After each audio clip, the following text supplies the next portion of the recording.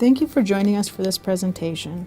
I am Kristen Ravello, the Supervisor for the Structural Metals and Fabrication Quality Assurance Inspection Unit in the WSDOT Bureau of Structures, and today I will be providing an overview of the WSDOT requirements for field welding.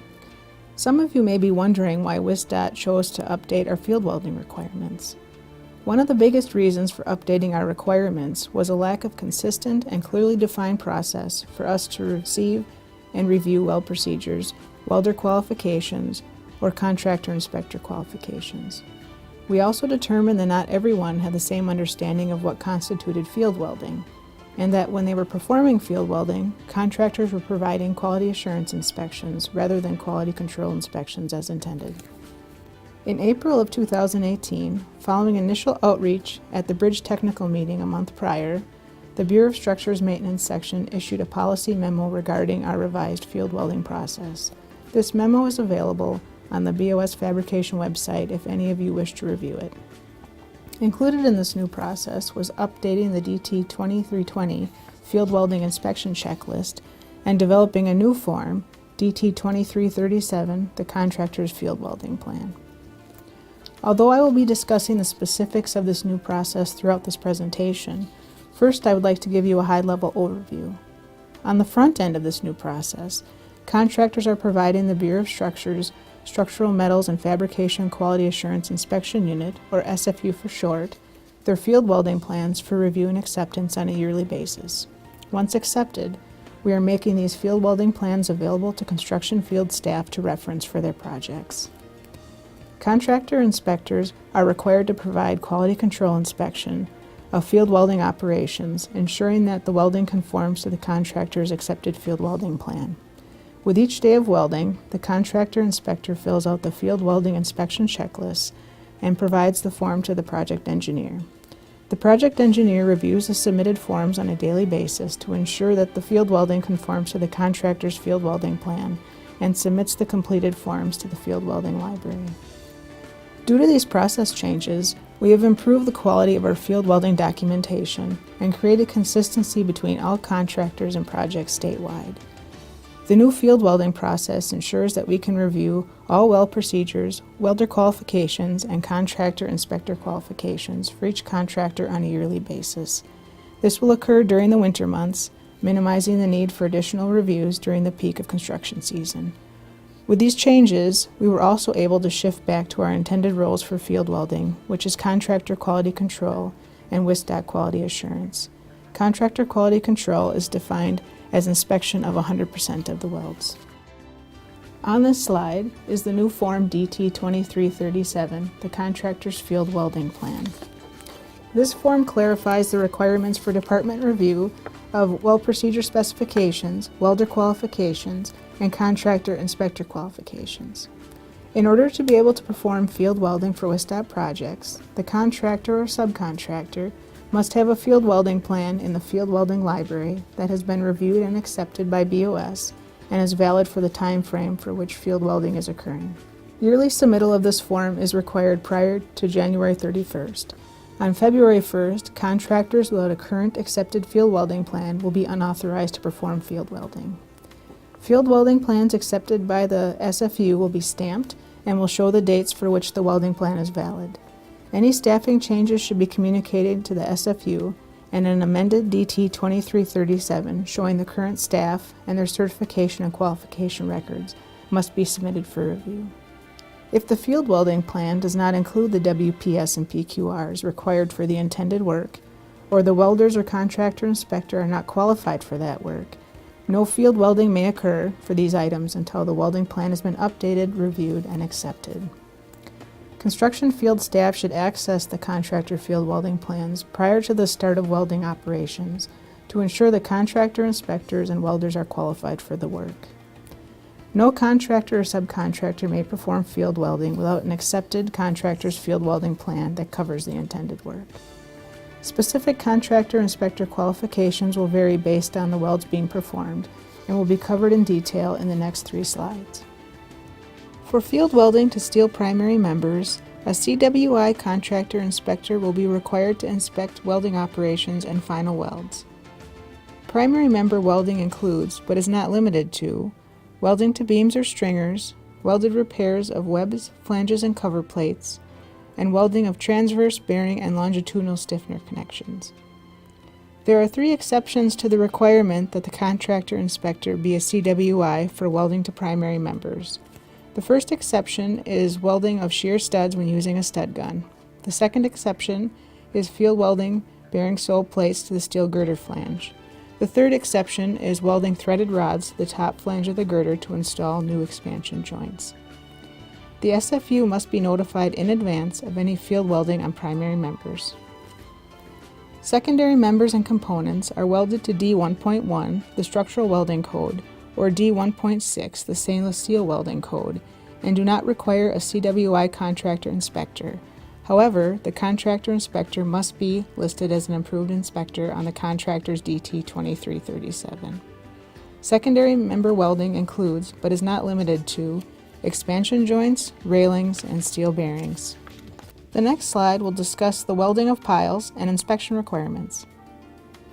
For cast-in-place piling and steel piling in applications where it is completely embedded into the ground, other than the portion embedded within an abutment or footing, the piling must be welded to D1.1.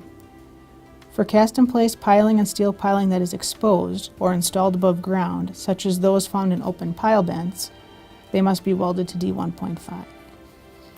For embedded and exposed piling, the contractor inspector is not required to be a CWI, but the inspector must be listed as an approved inspector on the contractor's DT 2337. For those of you familiar with the previous version of this form, the DT 2320 Field Welding Inspection Checklist form has gotten an update.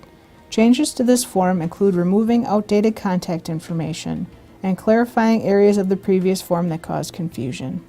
The contractor inspector should be inspecting 100% of the welds and filling out this form for each day of welding work. Once the form has been completed, the contractor inspector should sign and date the forms, indicating that the QC inspection occurred as documented. Once the completed form is signed by the contractor inspector, it should be given to the project engineer for review. Daily review of these forms by that individual ensures that the welder and contractor inspector are in compliance with department requirements, and any issues found are identified and addressed early on while field welding is occurring.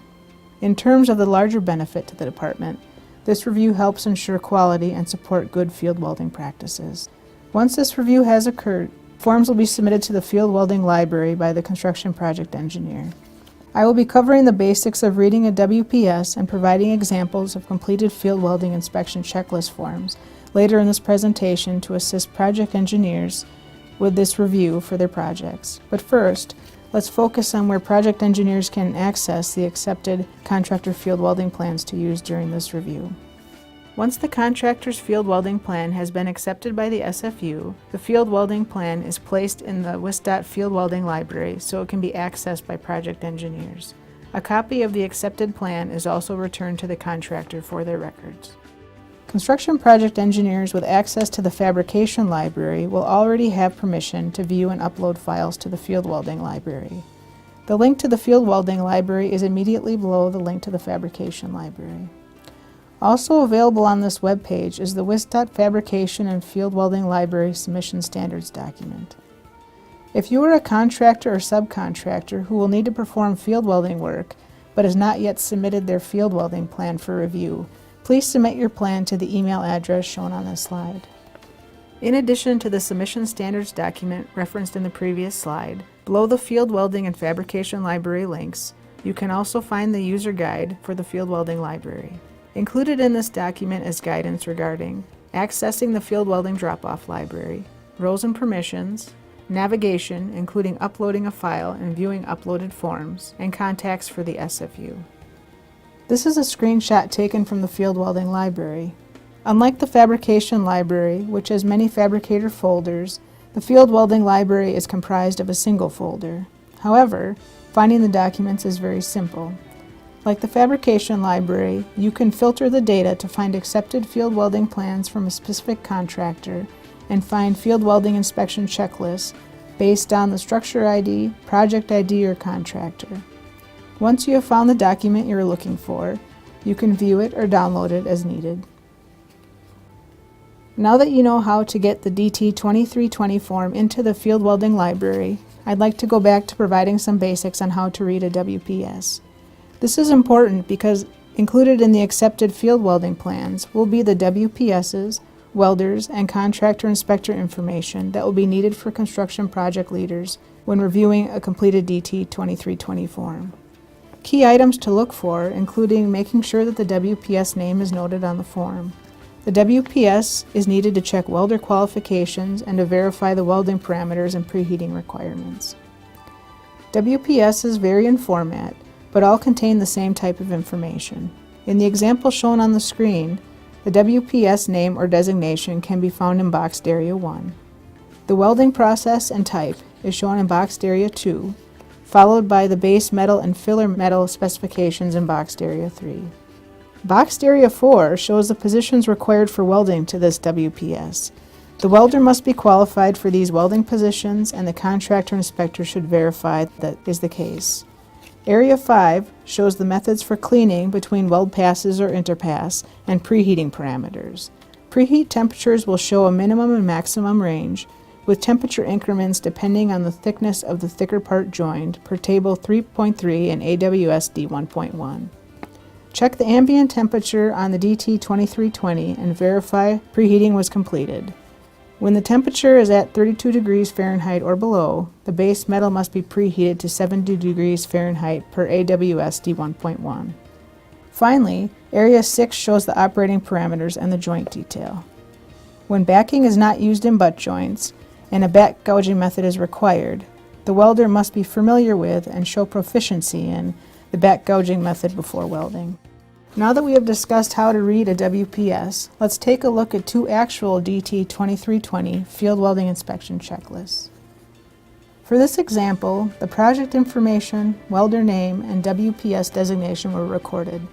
However, at an ambient temperature of 29 degrees Fahrenheit, no instrumentation was used to measure preheating temperature, and the WPS preheat requirements were marked as non-applicable.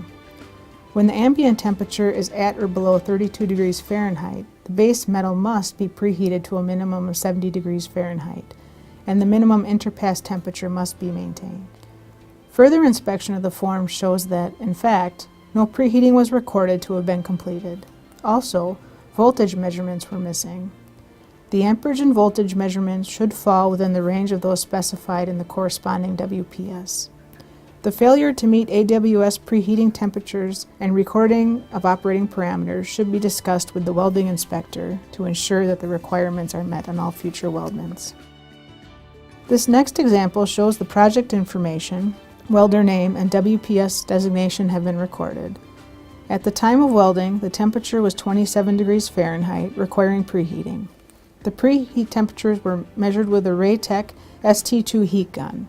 If the preheating temperatures were measured using a temperature indicating crayon instead of a heat gun for this project, the crayon tolerance would be required to be recorded on this form as well. Temperatures below the crayon's tolerance cannot be accurately determined. Continuing with example 2, the inspector has labeled all welds, recorded the preheat temperatures, and recorded all operating parameters, showing all quality requirements have been met. If you have questions regarding WSDOT field welding requirements, whether the appropriate WPSs and PQRs for the intended work are included in the field welding plan, or are unsure whether the welders and contractor inspectors on site are qualified to perform the intended work, please contact the Structural Metals and Fabrication QA Inspection Unit for assistance. Our email distribution list, address, and phone numbers are provided on this slide. Also, if you're a project leader who has concerns with field welding quality on your project, please contact us. If you have questions regarding the content of today's presentation, please submit your questions to the email address shown on this slide. We will also be assembling a list of frequently asked questions and answers on our website. The link is shown here. Thank you for your interest in this topic, and I hope you found the content beneficial.